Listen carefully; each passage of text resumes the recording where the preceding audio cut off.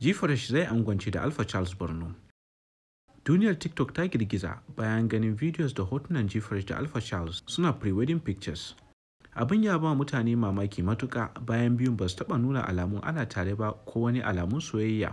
Sai dai kwatsam hotuna suka riske mu a social media. Halamu dai G-Fresh ya jima yana zuwa zance a ɓoye ba tare da mutane sun sani ba.